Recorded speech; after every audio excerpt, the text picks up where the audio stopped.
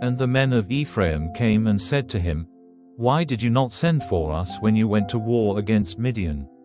And they said sharp and angry words to him. And he said to them, What have I done in comparison with you? Is not that which Ephraim took up after the grape cutting better than all the grapes which Abiezer got in from the grape cutting? God has given into your hands the chiefs of Midian, Oreb and Zeb. What have I been able to do in comparison with you? And when he said this, their feeling about him became kinder. Then Gideon came to Jordan and went over it with his 300, overcome with weariness and in need of food. And he said to the men of Succoth, Give bread cakes to my people, for they are overcome with weariness, and I am going on after Zebah and Zalmunna, the kings of Midian. But the chiefs of Succoth said, Are the hands of Zebah and Zalmunna even now in your hand that we are to give bread to your army? Then Gideon said, Because of this, when the Lord has given Zebah and Zalmunna into my hands, I will have you stretched on a bed of thorns of the wasteland and on sharp stems, and have you crushed as grain is crushed on a grain floor. So he went up from there to Penuel and made the same request to the men of Penuel, but they gave him the same answer as the men of Succoth had given. So he said to the men of Penuel, When I come back in peace, I will have this tower broken down.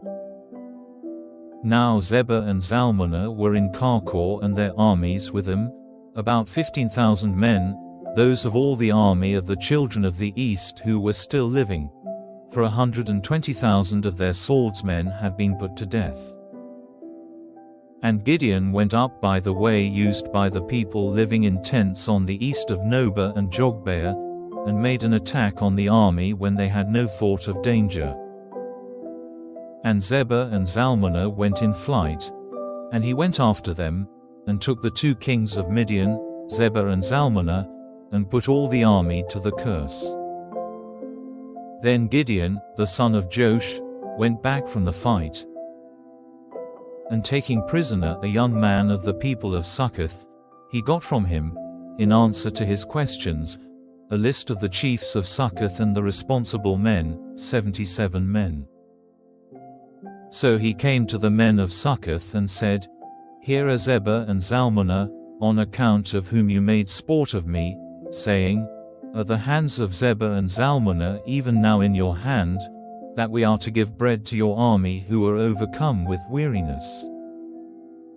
Then he took the responsible men of the town and had them crushed on a bed of thorns and sharp stems. And he had the tower of Penuel broken down and the men of the town put to death.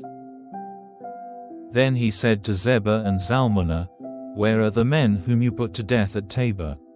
And they gave answer, As you are, so were they. Every one of them was like a king's son. And he said, They were my brothers, my mother's sons. By the life of the Lord, if you had kept them safe, I would not put you to death. Then he said to Jether, his oldest son, Up, put him to death. But the boy did not take out his sword, fearing because he was still a boy. Then Zebah and Zalmunna said, Up, put an end to us yourself, for you have a man's strength. Then Gideon got up and put Zebah and Zalmunna to death and took the ornaments which were on their camels' necks.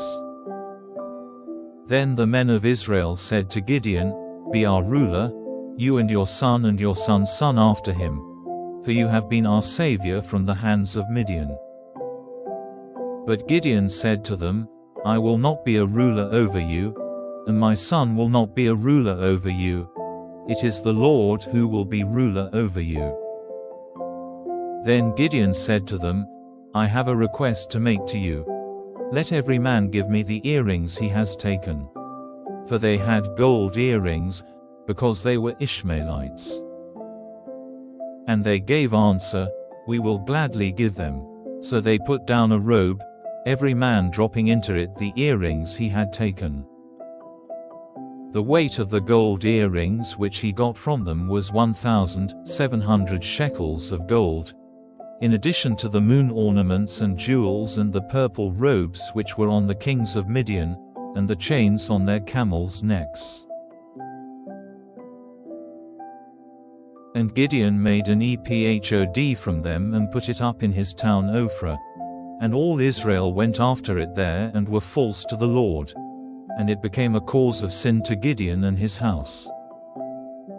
So Midian was broken before the children of Israel, and the Midianites never got back their strength. And the land had peace for 40 years, in the days of Gideon. And Jerubbaal, the son of Joash, went back to his house and was living there. Gideon had 70 sons, the offspring of his body, for he had a number of wives. And the servant wife he had in Shechem had a son by him, to whom he gave the name Abimelech. And Gideon, the son of Joash, came to his end when he was very old, and his body was put in the resting place of Joash his father, in Ophrah of the Abiezrites.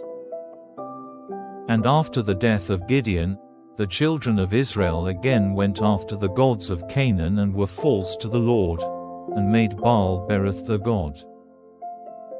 And the children of Israel did not keep in their minds the Lord their God, who had been their Savior from all their haters on every side. And they were not kind to the house of Jerubbaal, that is, Gideon, in reward for all the good he had done to Israel.